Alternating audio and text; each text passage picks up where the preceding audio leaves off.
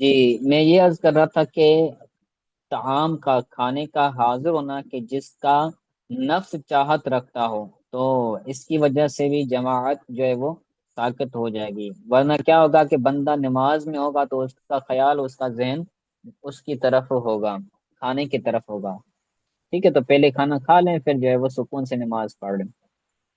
وہ ارادہ سفر، اسی طرح سفر کا ارادہ ہو، کہیں جانے کا ارادہ ہو، اور اس سے خوف ہو کہ اگر میں جماعت سے نماز پڑھوں گا تو میرا جو سفر ہے اس کی تیاری صحیح نہیں ہو سکے گی، تو اس کی وجہ سے بھی بندہ جماعت میں حاضر ہونے سے اس کو جو حضور جماعت ہے وہ ساکت ہو جائے گی۔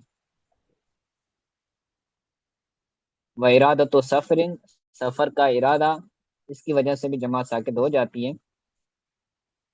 وقیام ہوں بمریض، کسی بیمار کے پاس قیام ہے، ٹھہرا ہوا ہے بندہ، اس کا ہاسپٹل میں کوئی بندہ بیمار ہے اور اس کے ساتھ یہ کھڑا ہوا ہے، ٹھہرا ہوا ہے، تو اس کی وجہ سے بھی اس کی جماعت کے اندر شامل ہونا، جماعت میں حاضر ہونا، یہ ساکت ہو جائے گا۔ وشدت ریح لیلا لا نہارا، رات کے وقت شدید آندھی ہو تو اس کی وجہ سے بھی جو ہے وہ جماعت ساکت ہو جائے گی۔ لا نہارن، دن کے وقت نہیں، اگر دن کے وقت سخت آندھی ہے تو کیا ہوگا؟ جماعت میں حاضر نہ، یہ ساکت نہیں ہوگا۔ دن تو دن ہے، رات کے وقت اگر سخت آندھی ہے تو جماعت ساکت ہو جائے گی، دن کے وقت ساکت نہیں ہوگی۔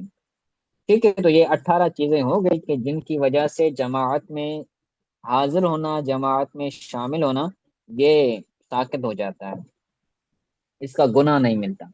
اس کے بعد کہتے ہیں وَإِذَا انْقَطَعَ عَنِ الْجَمَاعَةِ لِعُذْرٍ مِّنْ آثَارِهَا الْمَبِيحَةِ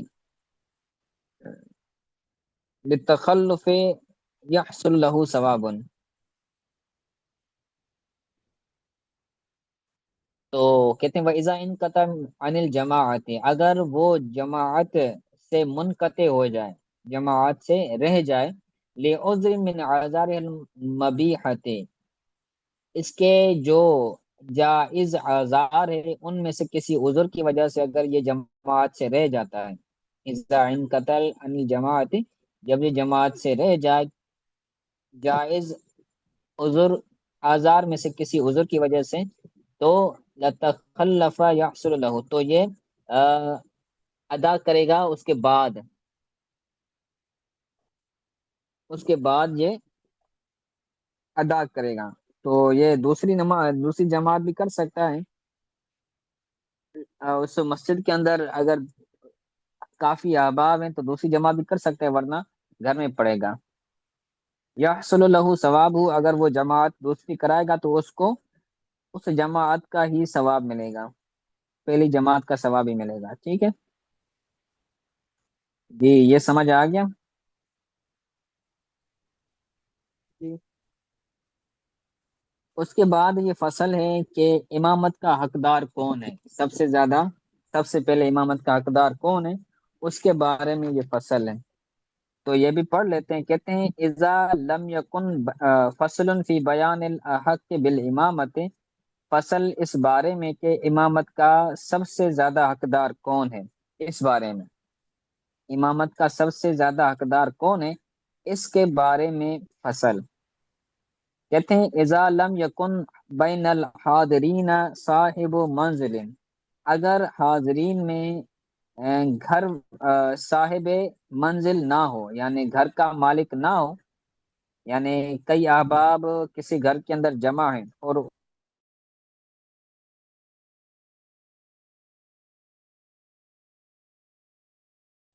گھر کا جو صاحب ہے، وہ جو گھر والا ہے،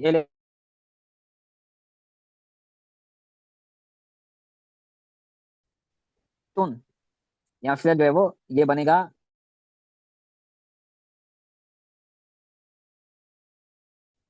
نہ گھر والا حاضر ہو نہ ہی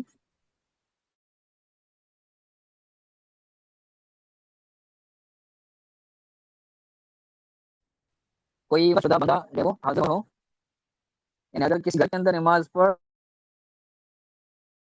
گھر کے اندر نماز پڑھ رہے ہیں تو گھر والا موجود نہیں ہے، اگر کسی مسجد کے اندر نماز پڑھ رہے ہیں اور وہاں پر کوئی بندہ مقرر نہیں ہے، امامت کے لیے کسی کو مقرر کر کے رکھا ہوا نہیں ہے، تو کیا ہوگا؟ اور ولا ذو سلطان، اور کوئی حاکم بھی نہیں ہے۔ پہلے کیا ہوا کرتا تھا؟ امامت کا حقدار حاکم ہوتا تھا، سلطان وقت امامت حقدار ہوا کرتا تھا۔ تو اگر وہ بھی نہیں ہے بالفرض، اگر یہ تینوں لوگ نہیں ہیں، گھر والا بھی نہیں ہے، مقرر شدہ بھی نہیں ہے، اور حاکم وقت بھی نہیں ہے، تو امامت کا حقدار کون ہے؟ کہتے ہیں فل اعلم حق بالامامت، سب سے زیادہ علم والا امامت کا حقدار ہے۔ فل اعلم، زیادہ علم والا امامت کا حقدار ہے۔ ثم الاقرأ، پھر پھر اچھی قرات کرنے والا، پھر اچھی قرات کرنے والا امامت کا حقدار ہے۔ سب سے پہلے جو مرتبہ ہے وہ سب سے بڑے علم والے کا ہے، پھر جو قراءت کا بندہ ہے، ماہر ہے، اس سے مراد وہ قراءت ہے کہ جو بندہ قواعد تجوید، قراءت و تجوید کے مطابق وہ تلاوت کر لیتا ہے، تو وہ حقدار ہے۔ ثم الاورع، پھر متقی، پھر جو سب سے زیادہ متقی ہے، پرہیزگار ہے، پھر وہ امامت کا حقدار ہے۔ کیٹیگریز ہیں، پہلے وہ، پھر وہ، پھر وہ، ٹھیک ہے۔ او رعو کا مطلب ہے متقی، پرہیزگار، جو گناہوں سے بچنے والا ہو۔ ثم الاسن، پھر جو پیر سن ہو، جو زیادہ عمر والا ہو، تو وہ پھر امامت کا حقدار ہے۔ ثم الاحسن خلقا، پھر تخلیق کے اعتبار سے جو اچھا ہو، خلقن کا مطلب ہے یعنی جو اخلاق کا اچھا ہو، ثم الاحسن خلقا، پھر جو اخلاق کا اچھا ہے، پھر وہ حقدار ہے۔ ثم الاحسن وجہا، پھر جو چہرے کے اعتبار سے، تخلیق کے اعتبار سے جو اچھا ہو، جو خوبصورت ہو، وہ امامت کا حقدار ہے۔ ثم الاشرف نسبا، پھر جو خاندان کے اعتبار سے فضیلت والا ہو، جس کا خاندان، نسب، حسب کیا ہو؟ اچھا ہو، شریف ہو، تو پھر وہ امامت کا حقدار ہے۔ ثم الاحسن صوتا، پھر جس کا آواز اچھا ہو، اگر سب برابر ہیں تو پھر جو آواز کے اندر اچھا ہے تو وہ ہے۔ ثم الانظف ثوبا، پھر جو بندہ کپڑوں کے اعتبار سے پاکیزہ ہے، صاف ستھرا ہے، جس کے کپڑے پاک صاف ہیں، تو پھر وہ حقدار ہیں۔ ٹھیک ہے، تو یہ کیٹاگریز تھی کہ جو پہلے کون سا ہے، پھر کون سا، پھر کون سا، یعنی اگر سب علم کے اندر برابر ہیں تو پھر دیکھا جائے گا کہ قراءت کے اعتبار سے کون سا اچھا ہے، اگر قراءت کے اندر بھی سب برابر ہیں پھر یہ دیکھا جائے گا کہ متقی، پرہیزگار سب سے زیادہ کون ہے، اگر وہ بھی ہے تو پھر دیکھا جائے گا زیادہ عمر والا کون ہے، یہ بھی برابر ہیں تو پھر دیکھا جائے گا کہ بندہ اخلاق کے اندر کون سا بہتر ہے۔ ٹھیک ہے، اگر سب وہ بھی اس میں کے اندر بھی برابر ہو تو پھر دیکھا جائے گا خوبصورت کون سا ہے۔ ٹھیک ہے، اسی طرح نصب کے اعتبار سے پھر دیکھا جائے گا، پھر جو ہے وہ آواز کے اعتبار سے، پھر آخر میں جو ہے وہ اس کی صفائی کو، ستھرائی کو دیکھا جائے گا کہ جس کے کپڑے صاف پاک ہیں اور جو ہے وہ صاف ستھرا ہے تو پھر وہ امامت کا حقدار ہوگا۔